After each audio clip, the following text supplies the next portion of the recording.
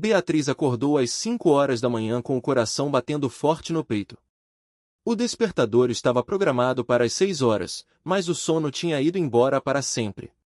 A lembrança de que hoje ela completava 35 anos ocupava todo o seu pensamento. Ela ficou deitada no escuro do quarto em um apartamento na Barra da Tijuca, no Rio de Janeiro. Olhou para o teto e ouviu o ronco pesado de Igor. Ele dormia ocupando 3/4 da cama de casal, como sempre fazia em todas as noites desses últimos 15 anos. 35 anos de vida. Metade do caminho já percorrido. Beatriz sentia um vazio estranho, como se estivesse vivendo a história de outra pessoa. Ela se levantou bem devagar para não acordar o marido. Sabia que ele tinha um sono de pedra. Vestiu o seu hobby de seda e caminhou pelo corredor até a cozinha. No caminho, ela espiou o quarto do filho. Lucas dormia abraçado com o travesseiro. Ele já tinha 14 anos, era quase um homem feito, mas as meias estavam jogadas por todo o chão do quarto. Beatriz sentiu o impulso automático de se abaixar e recolher as roupas sujas. Mas ela parou no meio do caminho. Por que fazer isso agora? Hoje era o aniversário dela. Ela deixou as meias onde estavam e seguiu para a cozinha. Beatriz acendeu a luz e olhou em volta. A cozinha estava brilhando. Ela tinha passado a noite anterior limpando tudo até às 11 horas da noite. Tinha esfregado o fogão e organizado os ingredientes para a festa de hoje. Igor tinha convidado 20 pessoas para o aniversário dela. Ele não perguntou se ela queria uma festa. Ele apenas avisou 3 dias atrás. Ele disse que no aniversário de 35 anos todos os parentes deveriam se reunir. Disse que a mãe dele viria de Minas Gerais, os irmãos dele também, além dos pais de Beatriz. Ele mandou ela caprichar no banquete. Caprichar no banquete. Como se preparar comida para 20 pessoas fosse algo simples como fazer um sanduíche. Beatriz colocou a água para ferver e tirou 2 frangos grandes da geladeira. Ela precisava temperar a carne, descascar os legumes e assar um bolo de festa. De repente, ela parou com a faca na mão. Uma pergunta martelou na sua cabeça. Por que ela estava cozinhando no seu próprio aniversário? Por que Igor não contratou um serviço de buffet ou a levou para um restaurante chique em Ipanema? A resposta era amarga. Era porque assim era mais barato e mais conveniente para ele. Beatriz sempre dava conta de tudo sozinha. Ela era contadora sênior em uma grande construtora no centro da cidade. Ela ganhava muito mais dinheiro do que o marido. Mesmo assim, ela cuidava da casa, fazia o jantar, revisava as tarefas de Lucas e levava o menino para os treinos de futebol. Igor trabalhava como gerente em uma concessionária de carros. Ele chegava em casa às 8 horas da noite e se jogava no sofá. Ele dizia que estava exausto enquanto ligava a televisão para ver o futebol. E Beatriz não cansava?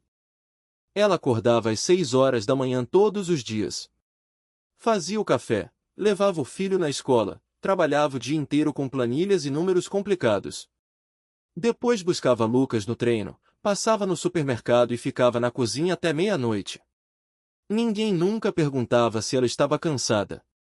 O celular dela vibrou em cima da mesa. Era uma mensagem da Joana, sua melhor amiga. A mensagem dizia: "Feliz aniversário, meu sol. Como está o ânimo? Pronta para a festa?" Beatriz deu um sorriso triste e respondeu: "Temperando frango às 5 da manhã." "Isso é felicidade?" Joana enviou um emoji revirando os olhos. A amiga respondeu: "De novo você fazendo tudo sozinha, Bia?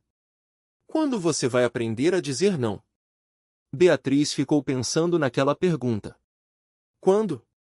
Ela não lembrava do momento exato em que virou a empregada da própria família. Foi algo que aconteceu aos poucos. No começo do casamento, ela apenas ajudava. Fazia o jantar depois do trabalho e limpava o apartamento nos fins de semana. Depois, Igor começou a ficar cada vez mais preguiçoso. A ajuda dele se resumia a tirar o lixo uma vez por semana, e só se ela implorasse muito. Depois veio o problema com a sogra. Dona Arlete se sentia dona da casa, mesmo morando em outro bairro. Ela vinha visitar o neto e sempre encontrava algo para criticar. Era poeira em cima do armário ou arroz com pouco sal. Ela olhava para Beatriz com desaprovação. Ela dizia que Beatriz era a mulher da casa e que deveria zelar pelo bem-estar de Igor. Dizia que o filho dela estava acostumado com ordem e limpeza. O filho dela era um homem de 40 anos que não sabia esquentar um prato de comida no micro-ondas sem ajuda. Beatriz começou a cortar os legumes tentando não fazer barulho. Pela janela da cozinha, ela via o dia começando a clarear na Barra da Tijuca. Ela sabia que existiam mulheres que ganhavam flores e joias no aniversário. Mulheres que recebiam café na manhã na cama. Casais que cozinhavam juntos e cuidavam um do outro. Mas ela tinha Igor. Ele não era um homem violento. Ele não bebia e não tinha amantes que ela soubesse. Ele apenas não a enxergava. Ele não percebia o cansaço dela. Não notava que ela estava usando o mesmo sapato há 2 anos porque todo o dinheiro a extraía para o iPhone novo de Lucas. Ele não via que ela não ia ao salão de beleza ou ao cinema há meses. A última vez que eles foram ao cinema foi há 3 anos, no aniversário dele.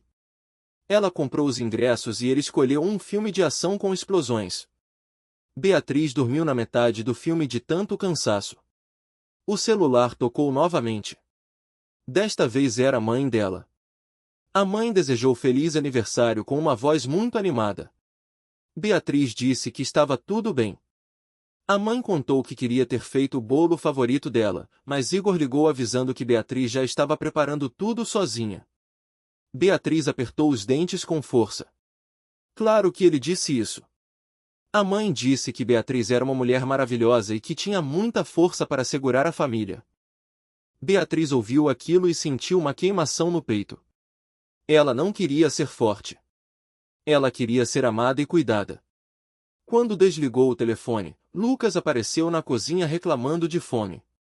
Beatriz deu bom dia e esperou. O filho bocejou e perguntou o que tinha para o café da manhã. Beatriz sentiu um estalo na mente. Ela percebeu que estava criando um segundo Igor. Um menino que achava que as mulheres existiam para servi-lo. Ela mandou Lucas fazer o próprio sanduíche porque ela estava ocupada com o jantar. O menino reclamou, dizendo que ela sempre fazia o café. Beatriz respondeu que hoje seria diferente. Lucas resmungou e foi até a geladeira com má vontade. Às 9 horas da manhã, Igor apareceu na cozinha coçando a barriga. Ele olhou para o fogão e disse que ela era uma guerreira por já estar cozinhando. Ele avisou que a mãe dele chegaria cedo para ajudar a arrumar a mesa. Ajudar era o código para criticar e dar ordens. Beatriz perguntou o que Igor faria para ajudar. Ele ficou surpreso. Ele disse que já tinha organizado tudo convidando os convidados. Ele disse para ela notar que precisavam comprar mais cerveja e cachaça. Beatriz sentiu algo quebrar dentro de si. Ela perguntou sobre o presente dela. Igor gaguejou. Ele disse que não tinha comprado ainda, mas que faria uma surpresa à noite. Beatriz já sabia que seria uma caixa de bombom barata ou um hidratante qualquer, como nos últimos 5 anos. Igor foi para o banho e Beatriz ficou ali olhando para aquela montanha de comida. Ela teve vontade de sair correndo. Mas ela ficou. Ela ficou porque os convidados chegariam em poucas horas. Os pais, os sogros, os cunhados e os colegas de trabalho. Se não tivesse comida, a culpa seria dela. A mulher é sempre a responsável pela casa. Por volta das 3 da tarde, Beatriz terminou os pratos principais. O frango estava no forno e as saladas estavam prontas. Ela subiu para tomar um banho e ouviu Igor no telefone. Ele estava falando com Dona Arlete. Ele disse que Beatriz tinha feito tudo, mas que ele tinha ajudado muito. Ele disse que o presente da mãe já estava no carro e que ela iria amar. Beatriz entrou no chuveiro e chorou em silêncio. Ela chorou porque a vida dela era marcada pela indiferença. Quando ela saiu do banho, a sogra já estava na sala dando ordens. Dona Arlete reclamou que os pratos estavam com marcas de dedos e que a toalha de mesa estava amassada. Ela disse que pelo menos Beatriz servia para cozinhar bem. Beatriz engoliu o choro e foi se vestir. Ela escolheu um vestido cinza que tinha comprado em uma promoção. Ela queria algo brilhante, mas o dinheiro tinha sido gasto nos pneus novos do carro de Igor. Às 6 horas da tarde, os convidados começaram a chegar. Todos davam parabéns e entregavam presentes pequenos, como sabonetes e vinhos baratos. Beatriz sorria e servia a todos como uma anfitriã perfeita. Igor estava no comando da mesa, contando piadas e recebendo elogios pela festa maravilhosa. Ninguém perguntou como Beatriz conseguiu fazer tudo aquilo. Todos achavam que era a obrigação dela. Então chegou o momento dos brindes. Igor se levantou com uma taça na mão. Ele fez um discurso dizendo que Beatriz era uma excelente dona de casa e uma mãe dedicada. Ele disse que não poderia pedir nada mais de uma mulher. Os convidados riram e aplaudiram. Mas Igor disse que precisava homenagear uma pessoa muito especial primeiro. Ele chamou Dona Arlete. Ele tirou uma caixa grande e luxuosa debaixo da mesa. Ele disse que a mãe cuidou dele a vida inteira e que ele queria realizar um sonho dela. Ele entregou as chaves de um carro 0 km para a mãe. Um jipe novinho que estava estacionado na porta do prédio. Dona Arlete chorou de emoção e todos os parentes gritaram de alegria. Beatriz ficou gelada. Aquele carro custava pelo menos 150 mil reais. Em 15 anos de casamento, Igor nunca deu nada de valor para ela. Igor olhou para Beatriz e deu uma piscadinha. Ele disse que agora era a vez dela. Ele puxou um pacote de plástico comum debaixo da cadeira. O silêncio tomou conta da sala. Igor colocou o pacote na frente de Beatriz com um sorriso irônico. Ele disse que era um presente para facilitar a vida dela. Beatriz abriu o pacote e encontrou uma panela de pressão comum e uma vassoura de palha. Igor deu uma gargalhada alta. Ele disse que agora ela cozinharia mais rápido e manteria a casa limpa com facilidade. A sogra riu junto, dizendo que carro era coisa de homem e que mulher precisava de utensílios domésticos. Os convidados ficaram sem graça. Os pais de Beatriz ficaram em silêncio absoluto. Beatriz pegou a panela e a vassoura e as colocou sobre a mesa. Ela deu um sorriso que assustou a todos. Ela agradeceu a Igor de uma forma muito calma. Igor achou que ela tinha gostado da brincadeira e ia continuar o brinde. Mas Beatriz se levantou segurando a panela em uma mão e a vassoura na outra. Ela disse em voz alta para todos ouvirem que aceitava o presente porque ele era muito verdadeiro. Ela disse que aquele presente mostrava exatamente o papel dela naquela família. Ela não era uma esposa ou uma mulher com sonhos. Ela era apenas a cozinheira e a faxineira oficial. Igor tentou dizer que era apenas uma brincadeira. Beatriz olhou nos olhos dele com um desprezo que ele nunca tinha visto. Ela disse que a mãe dele ganhou um carro de luxo enquanto ela, que sustentava a casa e pagava a maior parte das contas, ganhou um presente de 100 reais. Ela perguntou para todos se aquilo era realmente engraçado. Dona Arlete tentou defender o filho, mas Beatriz a cortou imediatamente. Beatriz disse que não era obrigada a sustentar um homem preguiçoso que não recolhia as próprias meias. O pai de Beatriz tentou acalmá-la, mas ela não parou. Ela disse que acordou às 5 da manhã para trabalhar para pessoas que não a respeitavam. Ela olhou para Igor e disse que ele trocava de carro constantemente enquanto ela usava roupas velhas. Igor gritou dizendo que ela o estava envergonhando na frente dos convidados. Beatriz respondeu que a vergonha era dele por dar uma vassoura de presente para a esposa. Ela pegou o celular e mostrou a conta bancária da família para todos os presentes. Mostrou o custo do carro do marido, do computador do filho e da reforma da casa da sogra. Depois mostrou que ela gastou quase nada consigo mesma no último ano. Os convidados ficaram mudos de choque. Beatriz disse que ganhava muito mais do que Igor, mas ele agia como se fosse o dono do dinheiro. Igor explodiu de raiva e disse que ele era o homem da casa. Beatriz lembrou a ele que o apartamento estava no nome dela porque o salário dele não era suficiente para o financiamento bancário. Beatriz pegou a panela e a vassoura e caminhou até a porta. Igor gritou perguntando para onde ela ia. Beatriz disse que ia embora daquela festa que eles fizeram para eles mesmos. Ela avisou que a panela e a vassoura agora pertenciam a Igor. Ela mandou ele cozinhar e limpar a sujeira. Disse que ia viajar por uma semana para decidir se voltaria para aquela casa. Igor perguntou quem cuidaria dele e do filho. Beatriz respondeu que ele era o homem da casa e que deveria se virar sozinho. Ela bateu a porta e saiu. No corredor, ela sentiu as pernas tremerem, mas sentiu um alívio imenso. Pela primeira vez em 15 anos, ela teve coragem de falar a verdade. Ela chamou um carro de aplicativo e foi para a casa de Joana. No caminho, a mãe ligou pedindo para ela voltar e conversar com calma. Beatriz pediu para a mãe apenas apoiá-la naquele momento difícil. Joana a recebeu com um abraço forte e uma garrafa de vinho. Joana disse que Beatriz foi uma deusa por ter tido aquela atitude.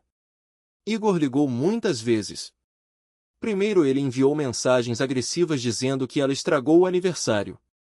Depois, o tom mudou para o desespero. Beatriz desligou o aparelho. No dia seguinte, ela foi para o sítio dos pais de Joana, no interior do estado.